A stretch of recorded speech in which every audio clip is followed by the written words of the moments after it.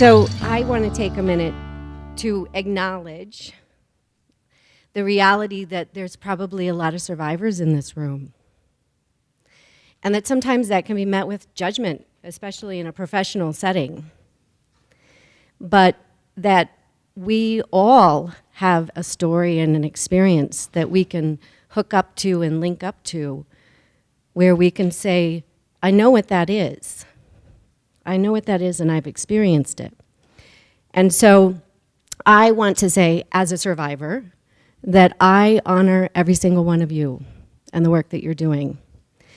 And when I first stumbled across Luke and Ryan Hart's story, which I found in the BBC, and they had co-authored a story with Sir Patrick Stewart. I haven't gotten him here yet, but I promise you I'm going to try. I keep promising Kyle that. Him and Sir Patrick Stewart have to bond. But it was amazing. And I said, and the crux of their message was that domestic violence is a male problem and that men have to work to fix it. And as a survivor, as a woman, I said, yes, here's somebody who is a survivor who's a male and has male privilege that way and is using it to make the world better for everybody, because as a mother of children, of boys and of a girl, we know that domestic violence impacts men in a similar way as it does women, with such profound results for generations and generations. And so I wanted to bring his message in with us, and I'm really happy that I did. And that's not actually my introduction. So now I'm going to go to my actual introduction. The second principle of the Safe and Together model, partnering with the non-offending parent as the default position, has both a micro and a macro application. As a principle applied in practice, it's efficient, it's effective, it's child-centered, and it's honoring of the reality of the victim. It keeps children safe and together with the parent who is not the vector of harm. This second principle, applied on a macro level to systems change, is vital to systems, to societal self-reflection. An incidence-based approach which ignores the harm of nonviolent abuse colludes with violence. I'm actually going to say that again. A system that does not recognize nonviolent harm, non-physically violent harm, colludes with violence. Without the voices of women and survivors, without the experiences of those who have experienced violence, reflecting back to our systems their failures and their successes, society cannot change. Coercive control and non-physical forms of domestic violence and child abuse are some of the most common forms of trauma. We are all bonded in that way. You talk about trauma bonding? We're all bonded in that way. We experience trauma. And yet society still requires these tragic incidences, such as the deaths of Claire and Charlotte Hart, to stop and self-reflect. We still send the signal to women and to children via systems and via reporting or lack of reporting, via silence, that they must be physically harmed before we will help them. We diminish the childhood impacts of coercive control and non-physical forms of abuse.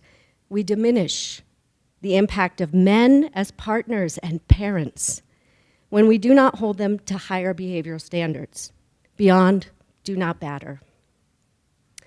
But I want to keep in our awareness, because awareness is honoring, that Luke Hart should not be here. He should not. That had our society and our systems acknowledged the threat of coercive control and the danger that it presents to families and to children, that Claire and Charlotte would still be here. And so with that, I introduce Luke Hart.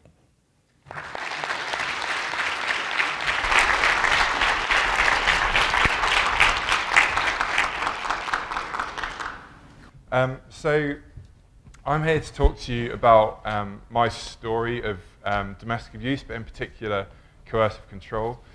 And hopefully I'll be able to kind of get you guys comfortable enough to ask me some questions after I've shared my story with you. You might have seen in the bio that me and my brother wrote a book called Operation Lighthouse, and that was actually the name of the police investigation into the murders of my mum, Claire, and my 19-year-old sister, Charlotte. And that was something that me and my brother wrote a year after our father murdered them. And that was really us trying to process everything we'd been through. And actually the book's changed subsequently. We've updated it in England to Remembered Forever, a publisher worked with us, and we've got a few outside. But that process of writing for me and my brother was really the first time that we ever understood what we'd been living with. And unfortunately for us, the first time we'd even considered that our father might have been a domestic abuser was after the murders. Our life was kind of one of ignorance, really, and we'd never realized, as much as life was really difficult, we never realized that it was a life that was tainted by abuse. So me and my brother share the story, one, to bring Mum and Charlotte back, because as I'll share in my kind of speech, that the media very much just kind of, it silences women when these things happen. And also we want to challenge so much of the narratives that were about our father, which actually excused what he did. And me and my brother, as men, hope that in some way our voices can counteract our father's voice, but also really powerful media voices in the UK that backed up and justified our father killing our mum and our sister. So I'd like to share my story with you, which would take about 20 minutes, and then please feel free to ask me absolutely anything. Really happy to talk about myself, my father, my brother, my sister, anything at all. But before I share my story, I wanted to kind of just share a couple of points about the Safe and Together model that really resonated with me the first time that I heard of it. And one of the main ones was the differential in expectations between men and women for parents, right? We never, ever expected anything from our father because we very quickly learned he did nothing for us and he would never change his opinion. And as kids, we were guilty of piling huge stress onto our mother, demanding that she leave, demanding that she do this, demanding that she do something to make it better. Because as a kid in that environment, you learn that if anything's going to happen, it's going to be your mum that does it. But our mum was trapped, and we didn't realize at the time just the significance of what our father had achieved, how well he'd trapped our mother. But I think one of the things that really struck us was how miserable our father was, and the fact that, as we saw yesterday, the kind of stuff that men, really masculine men, expect from relationships and from being a father is really limited, like protecting their family, providing, and maybe a couple of other things. But a lot of those roles are kind of redundant. Like, we didn't need protecting. If anything, it was our father that was always the biggest risk to us. And our mum provided most of what we needed. And I think a lot of men who are have these very strong gendered worldviews, they face a kind of crisis of irrelevancy in relationships and as fathers because they don't have a purpose.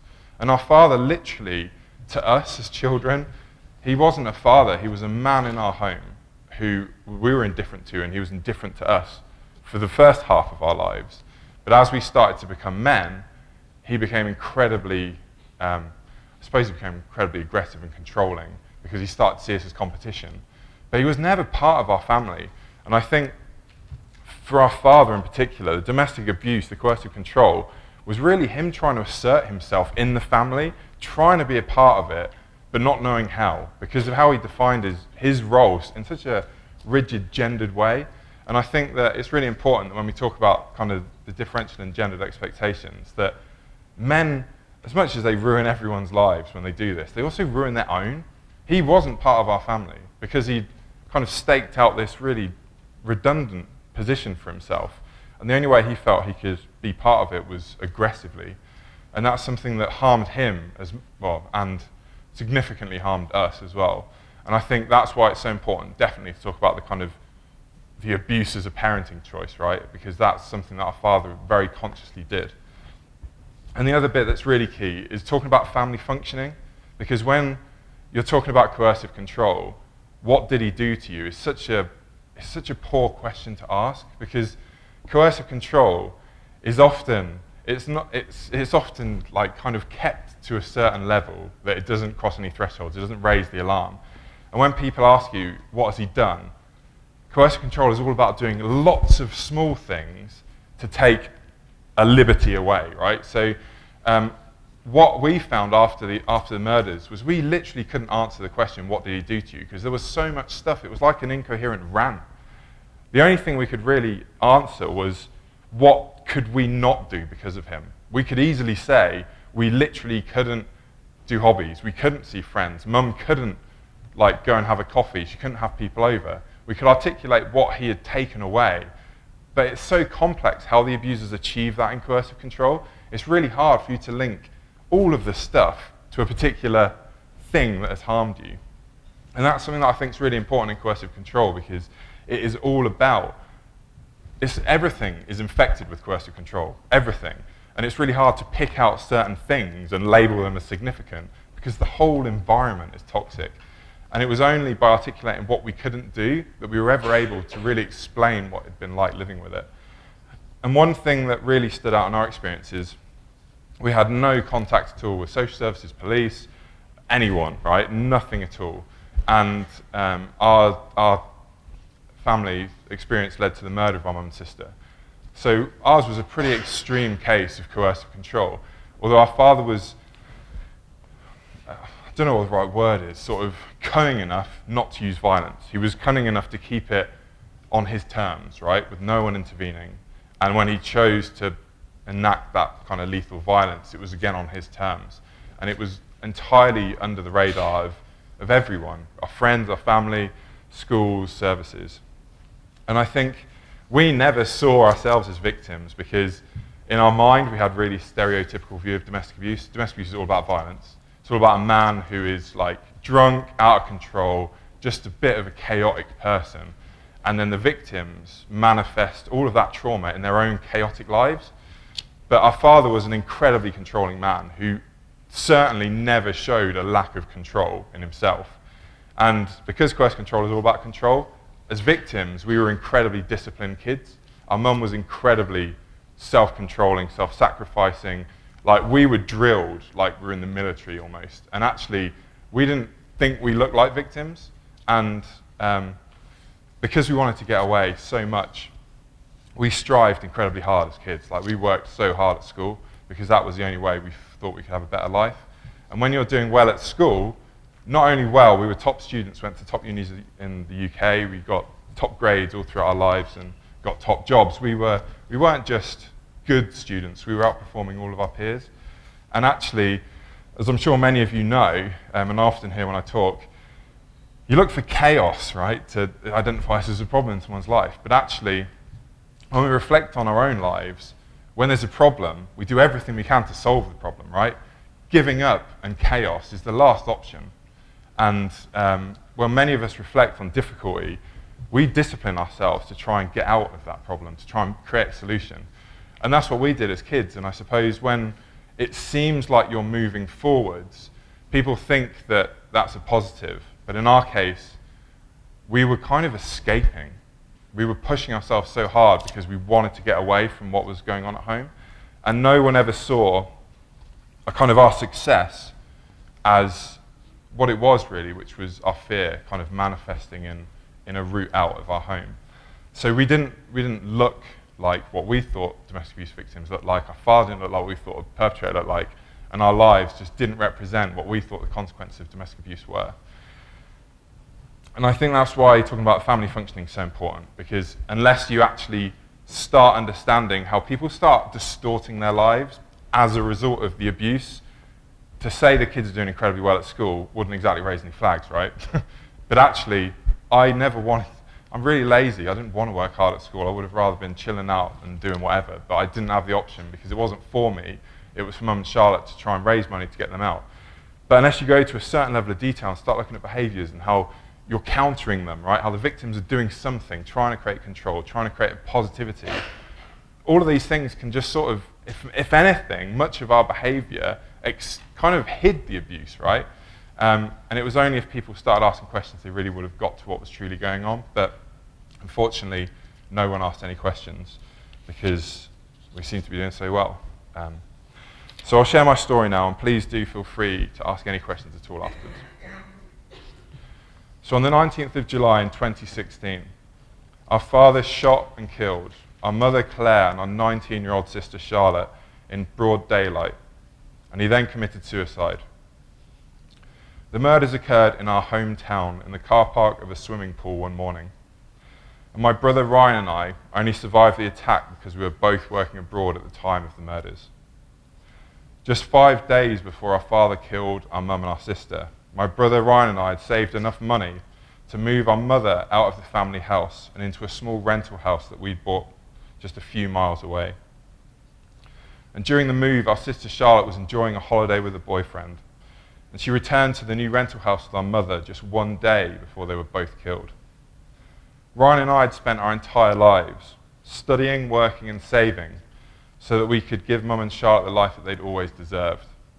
Only once we'd given it to them for our father to steal it. And just days after our father had killed our mum and our sister, my brother and I witnessed a media commentary which complimented our father. It described our father, by those who knew him, apparently as a nice guy who was always caring. And the public and the media, and even our neighbours, could not have known what we'd been suffering behind closed doors. Yet despite the murders of our mum and sister, many still chose to insist that our father was a good man. And one report that we read even described the murders as understandable. And everywhere there was speculation that the prospect of divorce drove our father to murder, and in fact was a justification for him to do so. And the clear tone in the media suggested that my brother and I were accountable for provoking our father's actions. And this was a line that our father had always insisted upon when we were growing up. And in fact, we even witnessed an outpouring of sympathy for our father's mental health issues, with some reports providing helplines for male suicide charities rather than domestic abuse charities. And it became very clear to my brother Ryan and I that our society considers men's feelings vastly more important than women's lives. And actually, we were frankly embarrassed by the low expectations we saw held for men in the media, which allowed our father to be a good man, even after killing Mum and Charlotte. And so we had to witness the public funeral of our father in the media, a media which chose to tell our father's perspective of events over Mum's and Charlotte's. For instance, we were forced to read of our father's suicide note that he left behind. But Mum and Charlotte never would have called it a suicide note. To them, it was a murder note. We were forced to hear passers-by commend our father's character and excuse his actions. But in the same breath, neighbours and supposed friends were questioning Mum and Charlotte's actions to leave. And we were forced to read a timeline that began when we escaped our father and finished just 5 days later when he killed Mum and Charlotte, as if that was all there was to our story. But that was our father's narrative once again, because our family's story, Mum's and Charlotte's story, was 25 years long. The media were desperate to understand why our father had killed after we'd left him. Yet the media had completely ignored the story of why we had to leave in the first place. And my brother Ryan and I became aware of the devastating power of these kinds of narratives in the media when the police investigation after the murders showed that our father had been searching online for reports of men who killed their families for months before he killed ours. And he'd seen the media providing these killers with a public funeral and justifying their actions. And in fact, the murder note that he'd left behind was copy and pasted from the rationalizations to kill that he'd read in the media. But despite the man that our father showed himself to be that day, growing up, I and my brother and sister had never considered ourselves to be victims of domestic abuse, and we certainly didn't realize that we were in any significant danger. I'd always thought that our father's behavior was unpleasant, disrespectful, and aggressive, but we'd never seen him as a threat to our lives. I'd always thought that our father's actions were simply our own personal family problem, and I genuinely couldn't see how anyone else could fix it. And our father constantly told us that our experiences at home were just the normal ups and downs of family life. And he said that we had no alternative, and we believed him. And as a child, I obviously had nothing to compare our experiences to. And I'd never considered that to be controlled was a form of abuse. But even though we never considered our father to be dangerous, we'd always wanted to free Mum and Charlotte from him because he was so incredibly controlling that none of us could live freely under our father's domination at home. So as children, my brother Ryan and Charlotte worked incredibly hard in the hope that one day we could have a happier life.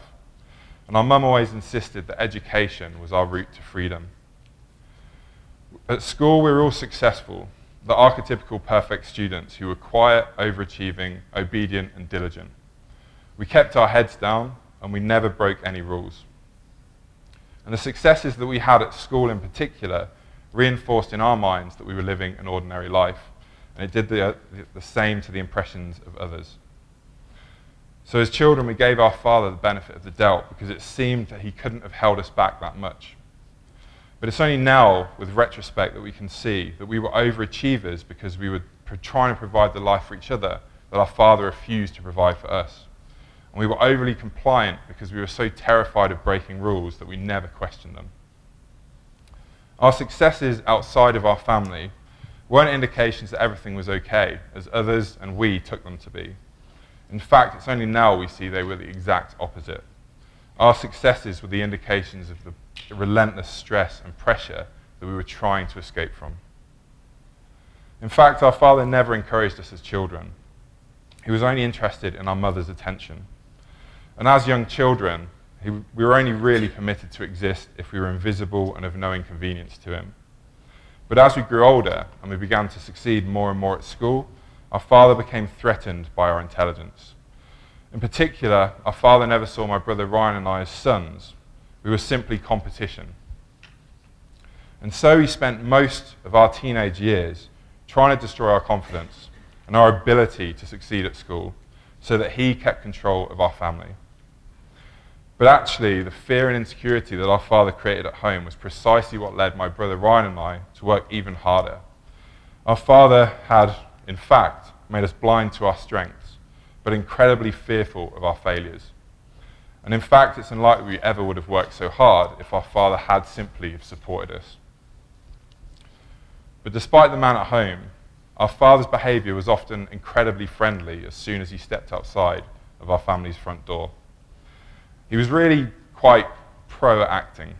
He knew exactly how he should behave when others were looking, so he could behave however he wanted to when they weren't. He relentlessly spoke to others, in fact, about how he protected and cared for his family. And many just saw a family that was relatively poor, with children who were excelling intellectually. And everyone gave our father the benefit of the doubt. They thought that his discipline was the reason for our success. But any protection or care that our father gave was simply another reason for him to claim control over our lives. And as we learn after the murders of Mum and Charlotte, he never intended for us to be independent and to protect ourselves. But one of our father's main mechanisms to control our lives was financial control. He kept our mother poor so she couldn't survive away from him. And actually we found out after the murders that he was constantly disposing of money to make sure there was never any spare cash in the house. He would gamble and bet online. He would disappear on holidays often by himself, not telling us where he was going or when he'd return. And he gave our family's entire savings away once to someone online that he'd never met. Our father decided entirely how the money was to be spent at home. He took our mother's wages from her and rationed back just enough for groceries. But even then, he'd check every receipt to make sure that she hadn't been wasting money elsewhere. But the lack of finances at home gave our father the perfect excuse to restrict our lives and to pin the blame elsewhere. He would constantly claim it was his boss's fault that he hadn't had a pay rise, or it was the government's, or maybe just the state of the economy. He insisted that we couldn't afford the money for fuel, to do hobbies, to see friends, or to go out. And he told our mother that we couldn't heat any of the rooms in the house except just the living room, where conveniently we all had to sit within his view. And actually, we weren't even allowed to touch the light switches because he said that we couldn't afford it. In many cases, we believed that many of our problems were caused by money, and we thought that our father's behavior was a result of the poverty. And our father often portrayed himself as a selfless protector, and he said that he was making the hard decisions for us. He often said we'd need to make sacrifices to survive. And in fact, we learned to take pride in taking sacrifices. We thought we were giving things up to make life easier for each other. But every time that we gave something up, our father ratcheted tighter and tighter, often disposing of more money, until eventually we were so dependent upon him for even bare subsistence. And after our father had used our finances to shut the outside world off, he then managed to find relatively ingenious ways to stop people from coming over. Just one example was when our mother invited friends over for coffee because she couldn't afford the fuel to leave the house. And our father would simply follow our mum and her friends around the house and sit silently in the corner of whichever room they're in, just watching and listening. Innocuous enough, but after a few occasions, it became so uncomfortable for our mum and her friends that it was easier if no one came over. And there were many times like this that our father made us think that we made the decision to sacrifice and isolate ourselves. But he created the very circumstances where socializing was far more miserable than simply to isolate ourselves. And our father controlled every aspect of our lives, but he was focused mainly on our mothers. Mum wasn't allowed any freedom outside of the house unless our father was there too. She wasn't allowed a smartphone, access to social media, and she couldn't access the internet unless our father was there with her. When we were away from home, we couldn't contact our mother unless we Skyped home through our father's laptop so that he could hear every word of our conversation. And even when we were at home with our mother, he would follow us around the house so we couldn't have conversations in private. He insisted to know all of our mum's activities, often weeks in advance. And he'd regularly turn up to her place of work at the supermarket and spy on her between the shelves, just to check that she was where she claimed to be. And many times we found our father's behavior unbelievable, but it didn't seem dangerous. And we could never challenge him without him escalating it and making the situation worse for all of us. In fact, over many years, we learned the only way to make life manageable was simply to become invisible. And as we grew older as children, we came to believe that our father's behavior was improving, but it's only now that we can see that in fact we'd normalized to it. And we learned to concede our lives even further without even the slightest protest. Our father had basically turned our home into his prison. And eventually we learned the rules of his prison so well that we became our own prison guards. And as much as we wanted a better life growing up, our father had trapped our mum. Mum suffered from a range of health conditions, and it meant she could only work part-time. And she earned at her peak only £6,000 a year when she was killed. And as we were children, she knew she couldn't support 3 children all by herself, and our extended family was equally poor. And therefore, as young boys, my brother Ryan and I always knew that if we had a future, then it relied on us. So we worked hard at school and university.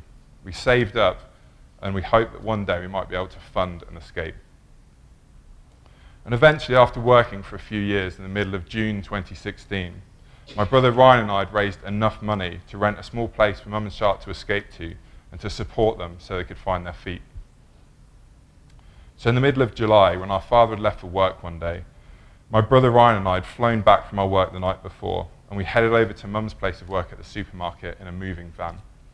We picked Mum up, went to the family house, and collected what little furniture she needed to get started. We managed to get what we needed before our father came back for lunch. And as we headed over to the new rental house, we thought that at last our freedom and the lives of Mum and Charlotte lay before them. But it was just 5 days later, after Ryan and I had returned to work, we found out on the news that our father had killed Mum and Charlotte on the way to swimming one morning. And when Ryan and I returned to our hometown, and we had to clean the house after the murders, we found that our father had been writing drafts of the murder note that he left behind. And it turns out he had in fact been planning to kill his entire family for weeks before we'd even started planning to leave him. And each draft of the murder note simply contained a new justification for killing his family each time. We also found a to-do list that our father had produced in the days running up to the murders, and it was so coldly ordinary to read. He intended to buy a second-hand fridge that he knew he'd only have for 2 days. He even returned a leased car on time the day before the murders to avoid a late fee. And our father diligently purchased a parking ticket and presented it 20 minutes before killing Mum, Charlotte, and then himself. And it was evident from that evidence that our father was functioning as he always had on that day. This was a man very much in control. There was certainly no breakdown or change in character. This man was and always had been our father.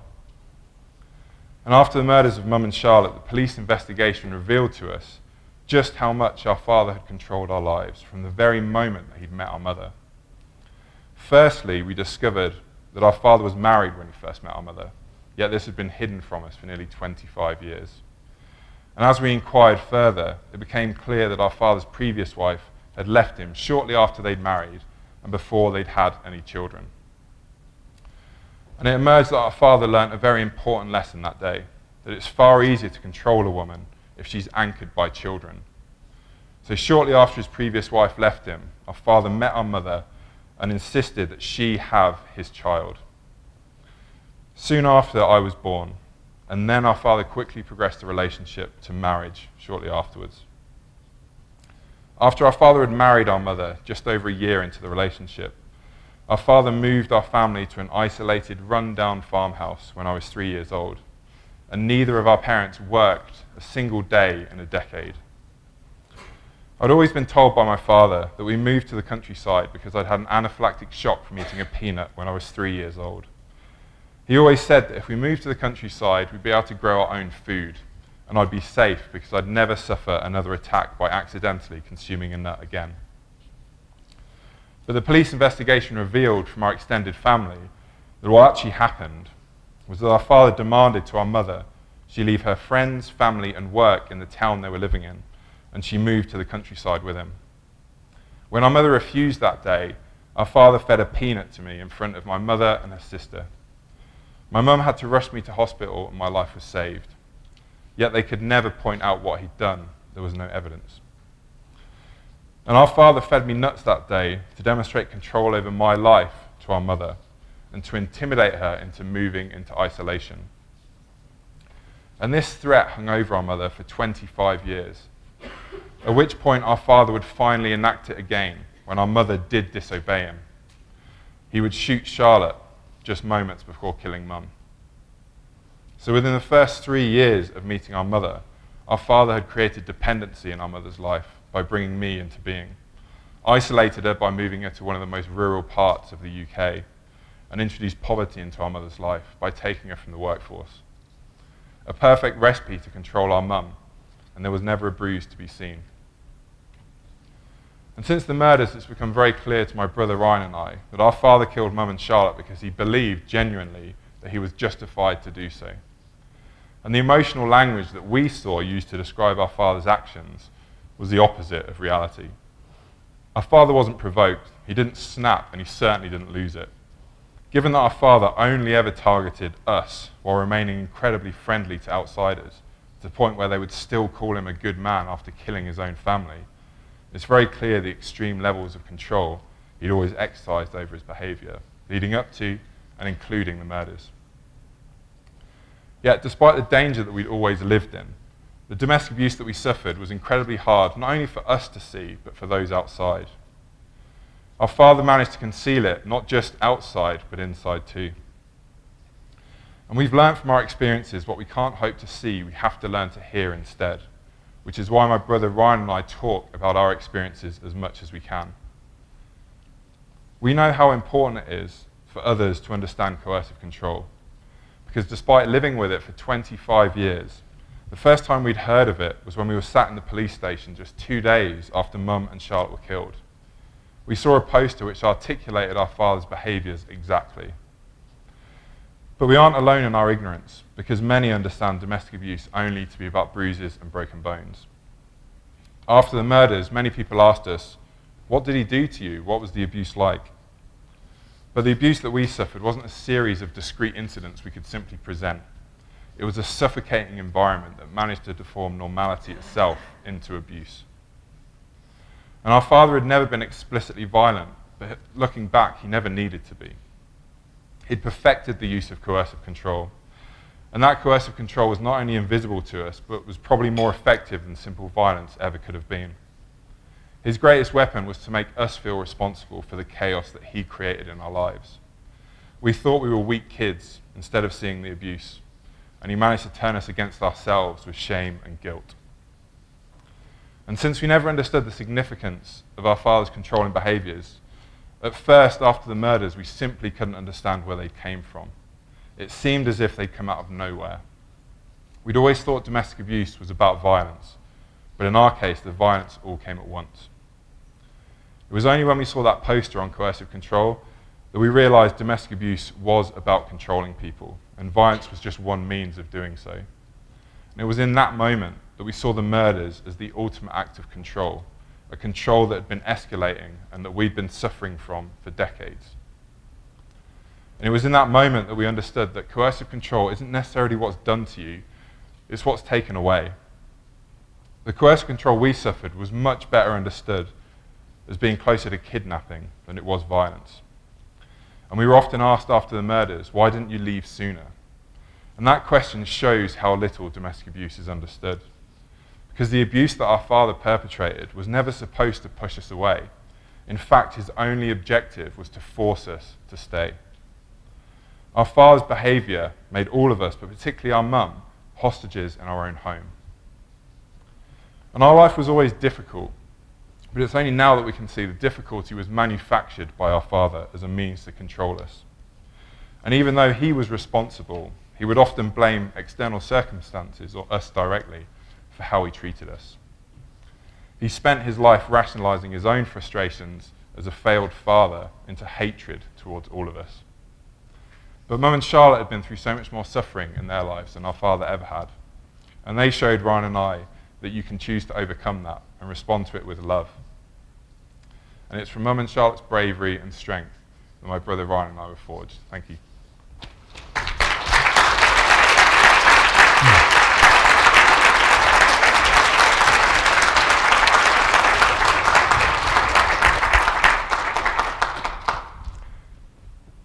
So now you're free to ask me absolutely anything you want, and hopefully it will give you the opportunity to sort of learn a bit more about what's behind sort of abuse that we were suffering. And please don't feel afraid of like triggering me or anything. It's not, that won't happen. In fact, talking about it's incredibly healing for me and my brother. So yeah, he's brave. Did your family work with social services at all? No. So our father was incredibly charming to people outside the home, and I guess our father never had a criminal record or anything. Like, he was never picked up by the systems, and in fact we always thought he can't be dangerous because people are dangerous when they're young, right? When they're just out of control, and as you get older you get more knackered and in control, and like you just can't be bothered, right? Who can be bothered to do this sort of stuff when you're old? We always thought that people would become more passive as they got older. So the fact that our father had never been picked up by the systems, we thought was a sign that we were safe, right? He was just a miserable, horrible, controlling, insecure man, and that was as far as it was ever going to go. And we always thought that violence had to sort of increase incrementally before someone would kill, right? You'd have to sort of get a taste for blood before you would go and murder someone. And we were always on the lookout for violence. But we never saw the significance of the control, and no one did. Schools didn't, GPs, everyone, vets. There was a whole range of stuff that people didn't pick up. And actually, most of it was concealed for most of our lives, because we as kids, you internalised it, right? And our mum internalised it as well. We became incredibly controlled people. And people saw that as a success, right? At school, at work. My mum was incredibly stoical. Mum never cried. Mum never showed any fluctuation. She was just solid and consistent and an incredible woman. And we learned from her what we wanted to be. But a lot of people saw that control as us having everything sorted, when actually it was the narrow boundaries we'd grown up in that we'd conditioned ourselves to. But actually, towards the very end of the relationship, when our father, he didn't know we were going to leave him, but he could see in Mum's eyes there was hope, right? Because she knew we were providing the money. She knew she would be able to leave soon. And he saw in her eyes that she was breaking from him in some sense. So that was why he was planning to kill. That's why it was all escalating. But there were a number of things that people saw that we, in retrospect, think they surely should have referred, but they didn't. So one example was our father was making loads of threats, as he always had, and we'd been conditioned to them, thought they would amount to nothing. But he was making a lot of threats when mum was saying she wanted to leave. And she took them to a solicitor secretly to just present them and be like, can he do these things? You know, like he was threatening to build huge amounts of debt in mum's name, like burn the house down, cancel insurance, all that kind of stuff. Like just basically impoverish her even more, a lot of them. And sort of threats, sort of vague threats to hurt her in the kind of way abusers do, right? To not say it directly, but to kind of conceal it a bit. And she went to see a solicitor and presented it all. And the solicitor just had legal glasses on, looked at it, went, you can't do this, you can do this. If he does this, do this. If that happens, do that.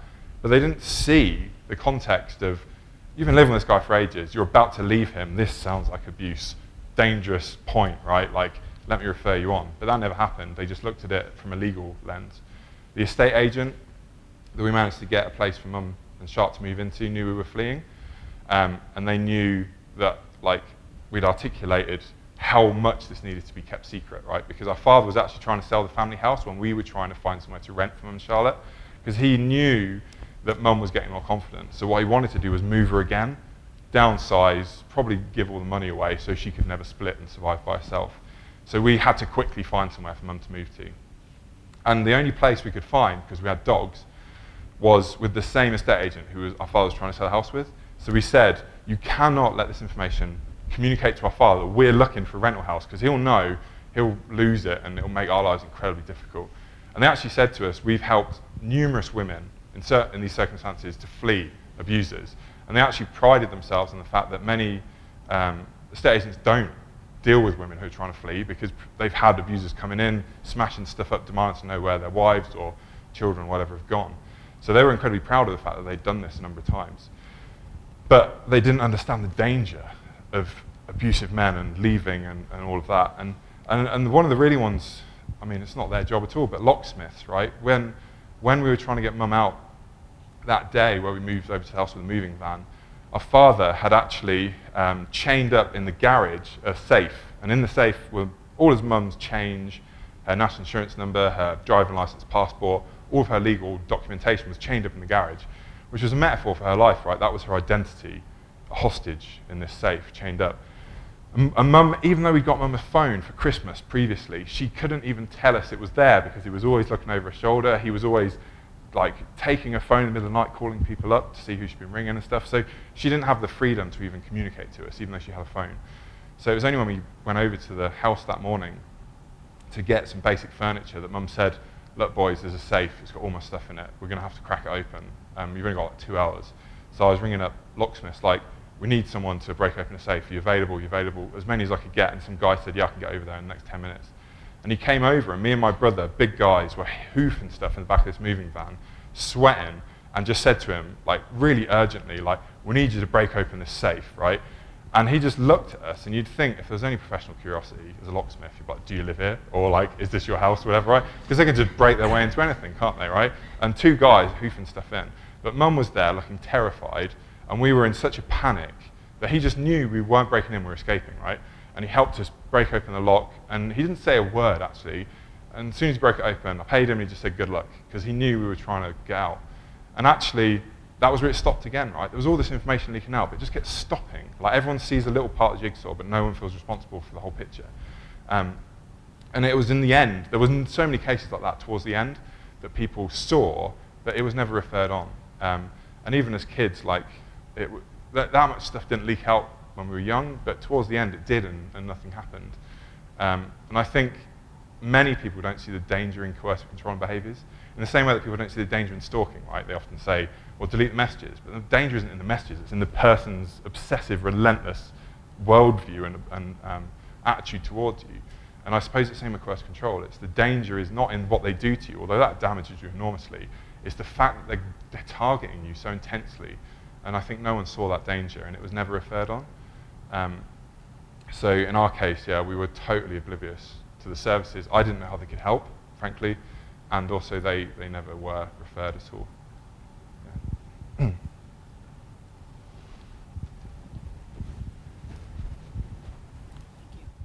So So you were talking about how people seem to recognize the signs at the end during those 5 days or when things were going on and you were doing this.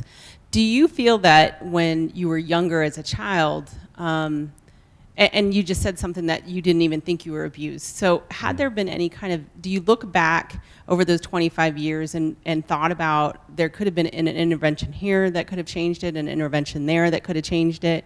I mean, do you look back at that and see how systems like what we're here doing, learning, do you see where there was opportunities missed? And I would like to hear what you thought those were. Yeah, I think in our case, much of it was that it never even got to the level of services, really. Most of the stuff was seen by extended family and sort of the limited friends that we had. But often they spoke it down, like they didn't see it as being important.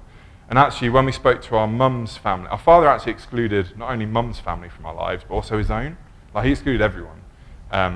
And he moved us to this idyllic upbringing in the countryside, and a lot of people looking in saw it as idyllic, and I actually genuinely experienced it as relatively idyllic, because the interesting thing, the first half of our life, our father was not involved at all. I don't remember anything about him for the first 10 years of my life, because he didn't care about us. We were only there to trap mum, basically. But it was as we became older, he no longer saw us as these harmless children. He saw us as men who would basically destroy his enforced poverty, right? Like, we were smart, had earning potential, and we could ruin a lot of the mechanisms he was controlling mum by. But when we were kids, our mum's extended family often said that they saw how incredibly controlling he was. They didn't necessarily see how dangerous that made him, but they really struggled because actually most of our extended family was really poor, like by English standards. So we had our uncle had AIDS, he was gay and he lived in a caravan. Our mum's sister had MS and she lived off benefits. Mum's other sister lived off benefits in a caravan. Like, most of our cousin can't, like, he's not really educated because he was educated by a granddad outside of school system and stuff. So them looking in on our lives, they saw, like, all of us poor, but in our family, we were doing incredibly well. Like, and me and my brother went to university. Ryan was a GB triathlete, I was a GB rower. We weren't just succeeding at school, we were succeeding in like everything we put ourselves to, because we only had one mode, which was go. Like, we couldn't regulate, there was no balance. So they said it was really hard for us to critique, because what could we say, right? Like, what we meant, how can we say you're failing to raise them properly when you seem to be doing really well? Like, it seemed that you'd broken free from what had affected most of our family. So they said for them it was really hard because it looked like discipline, right? And we seemed to be succeeding, and discipline that leads you to succeed is surely a good thing. And we interpreted it. Actually, we grew up thinking we were incredibly privileged kids. In many ways we were, but actually in many ways we weren't. And our father made us think that we had it really good, and anytime we challenged anything, he made us feel really guilty. So we learned not to speak up about anything that we thought was unfair or unjust, because we were achieving things most people around us would have dreamed to achieve. And I think the hard thing is that for a lot of people, understanding coercive control is really difficult, because most people don't see the consequences of where it can lead to, and we only know because we've lived over 25 years to see how that can connect to really extreme circumstances. A lot of people didn't see that, and even in the last few months, when I was talking to my boss at work, trying to explain, because I kept having to go home to give mum basic money to pay for food or bills or whatever, and just to kind of reassure her, because I felt like kept leaving and disappearing and threatening her and stuff. My boss was just saying stuff like, everyone's got problems, Luke. Like, have you fixed it yet? Focus on your work. I was disclosing constantly, not realizing, and he was just trivializing it, right? And actually, a lot of people, the common response was, everyone has problems, life is hard. And as a kid, I was like, damn it, life is hard. Oh my God. And actually, I had so much respect for other people. I was like, how do people get up in the morning? How do people do anything? Like, this is so impossible. Every time you take a step forward, it's like two back. It's just impossible. It's like headwind constantly. So for me, I just thought I was weak, stupid, I was lazy, and we all felt like that, right? And we pushed ourselves so hard to try and change that, but we always seemed to be failing in some sense, right? We felt we were constantly failing, even though in terms of achievements, we seemed to be doing really well, but our life never felt like it was moving forward, because every time we did something, he'd find another way of pulling us back. Like, for example, when we got our mum, the Christmas before the murders, we got our mum a mobile phone. We got swimming lessons, an hour each week. And our father hated it. He protested and protested and protested and just made this massive fuss out of it. Then eventually just stopped and just kind of accepted it. And we thought, we're empowering mum, this is great. But you can't empower women when an abuser like our father is there, because actually every time you empower a woman, he goes one step higher.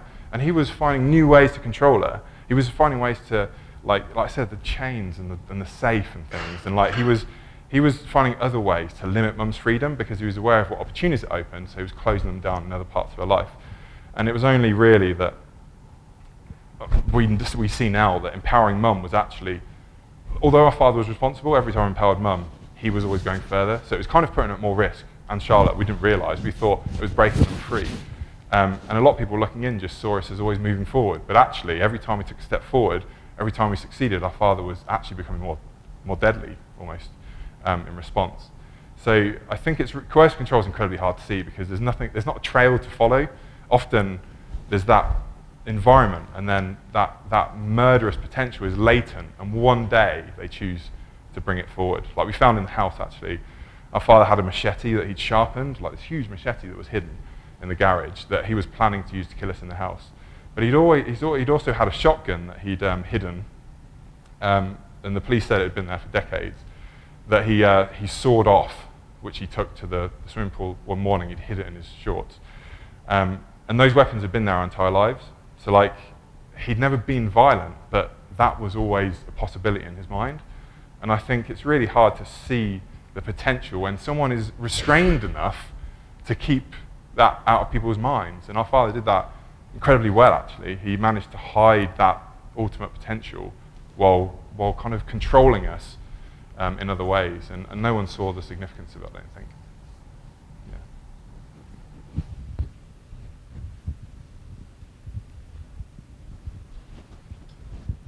Hi, I work in the public schools, and I have a question. When you saw the poster in the police station, and that poster with the information resonated with you that could be us, and I don't know if you can answer this question, and if you can't, that's okay. What if you'd seen that poster as an elementary school kid, 3rd and 4th grade? What if that poster had been at your school? Because that's what I'm trying to do in the schools, is get information like this out to kids. If you'd seen that poster in the bathroom or in your classroom in 3rd grade, could have anything been different? I think the thing that I realised actually in retrospect is that a piece of paper is incredibly powerful, because if you think someone's going through abuse, it can be really hard for you to suggest that to someone. That conversation can be really awkward, right? And that person might find it offensive. It's a really difficult thing to bring up. But a poster doesn't offend people, right? You walk past it, you see it, and it resonates, and you go, wait a second, that might be me. But you don't kind of create this kind of awkward situation that, as humans, we find quite difficult to engage in. And I think that would have made a big difference for us to see it, because we were afraid of people, right? We were afraid of authority, talking to people. We kept ourselves to ourselves, we're incredibly independent kids. And actually, whenever anyone of authority came towards us, we shut down and presented that everything was fine, so they just go away. So we were probably unlikely to ever have that conversation if someone brought it up, because we'd be in some sort of defensive mode. But seeing a poster would have kind of made that process start. And the thing that really hit us was that poster included a lot of stuff that we'd never considered to be domestic abuse. So it included stuff like isolating you. And actually, when our father kept moving us and like to the middle of nowhere, and we'd never seen that as part of domestic. It's so rational and planned and constructed. You don't see it in the context of the sort of the man who's out of control, who beats you when he comes home drunk. It's a different paradigm. And for us, when we started seeing isolation, financial control, like undermining you, like this kind of monitoring your time, this constant accountability that we had to justify everywhere we went and let him know and blah, blah, blah. When we saw all of that, that resonated in a way that a lot of the messages we'd seen in the media previously just hadn't, because it was then that we realized that domestic abuse was often something really intentional that we always thought was something really emotional and accidental.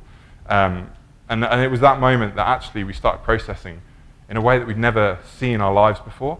And I think it would have made a huge difference. But we'd never seen it ever in our lives. And I asked for a deeply personal reason. And since I don't know any of you, I'll share this. I was in a domestic violence relationship for years. I was working as a school counselor. We had health day, and and we had different vendors that came to my school, and I went to the domestic violence table and I picked up a bookmark. On the signs, on the bookmark, signs of a healthy relationship. You flip the bookmark over, it said signs of an unhealthy relationship. I had every sign of an unhealthy relationship except physical abuse.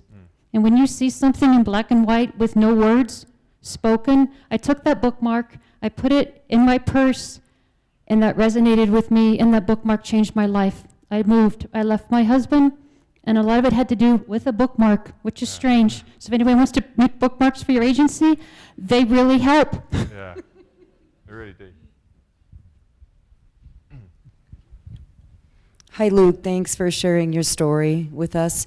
I have a question. When you look back at your childhood with your father, was there a family member that you found now looking back that he was more controlling of? Like, was it your mom? Was it you or your brother? Just kind of looking back, did he target in on, was it all of you, or was it one of you that you saw looking back?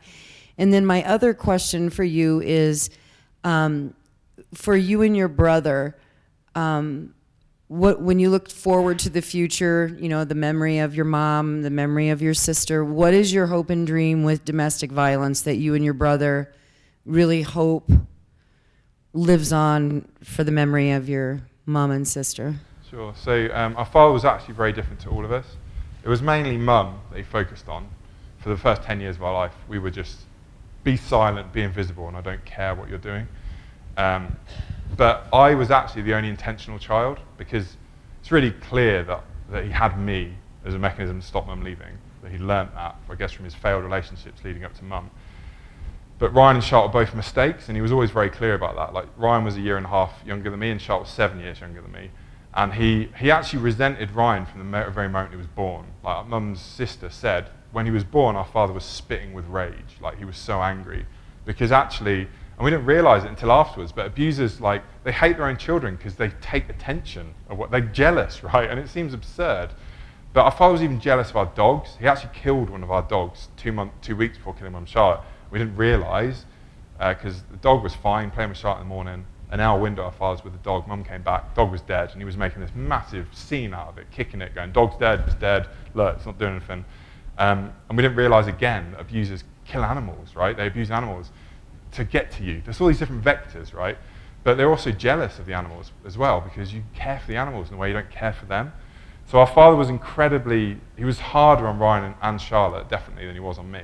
And he would often say to, like, in the group, he would often say explicitly, like, oh, you're the good one, you're my favorite, or whatever. And actually it would make me incredibly angry that father would even say that.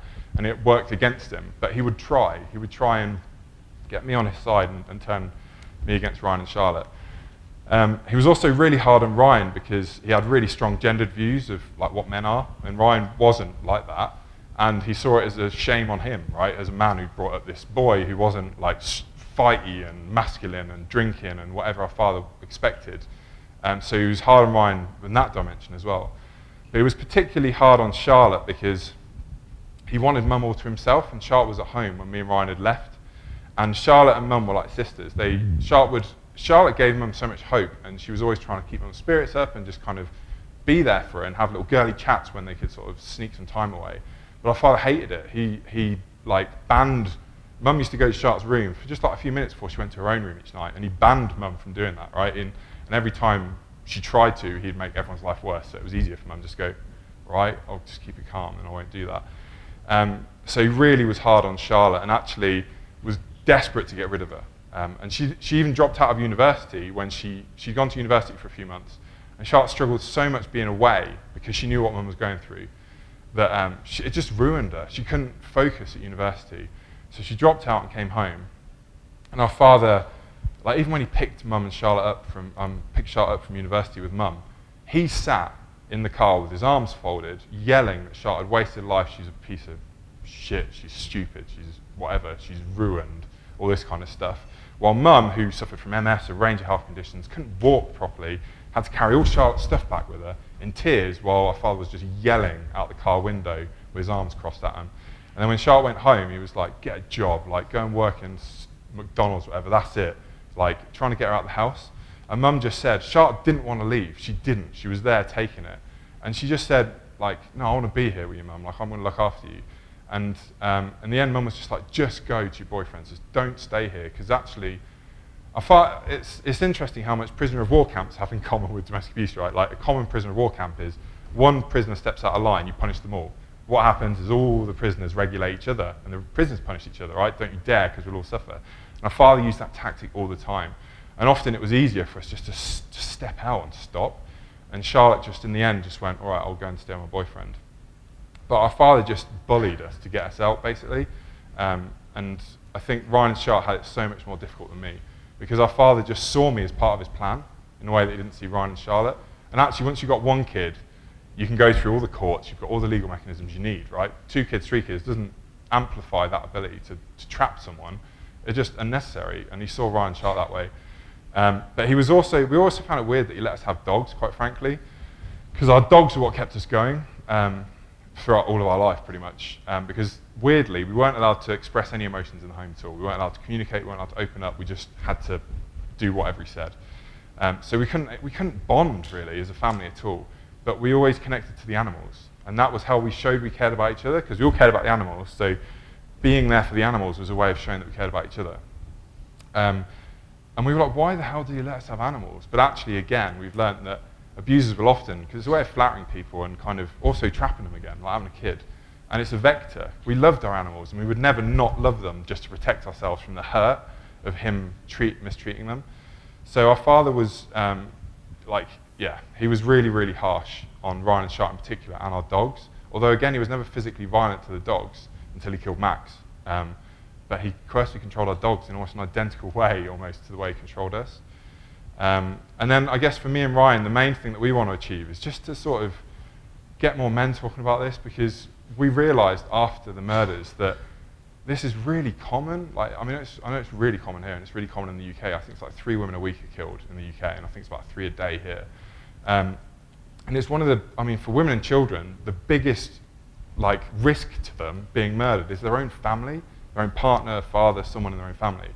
And actually, for us, that's ridiculous that exists, that for women, being at home is the most dangerous place they can be, particularly when they're not allowed to leave. Like, it's just, it strikes us as utterly unacceptable. And I think for me and Ryan, we just want to be men who are speaking out about that, to sort of challenge it, because there's still this myth that, our father was a good protector, a good provider, and it's like, protecting us from what? The danger is the people in the home for women and children. I don't know who we needed protecting from, ever. I don't think women and children do need protecting, quite frankly, from the outside world. If anything, they need liberating into it. And I think a lot of those things were things our father was praised for after the murders, like for being good at DIY. We heard a lot of that, a man who's a provider who's good at DIY. A good man who was strong and stable or whatever, all that kind of stuff. And it's like, how can that offset what he did? But it does. And I think we set these expectations for men that are so low, sometimes I wonder if it's even possible to be a bad man. If you can kill your own family and be a good man, you just think, where's that threshold? How deep have you got to dig to get there? And I think as men, it's really important to challenge that, because it's quite embarrassing, frankly, to be part of that category, which I cannot extricate myself from, when it's just plagued with idiots and morons and people like our own father. I don't want to be part of category man, when to be a good man is to kill your own family. It's something I just don't want to be involved in.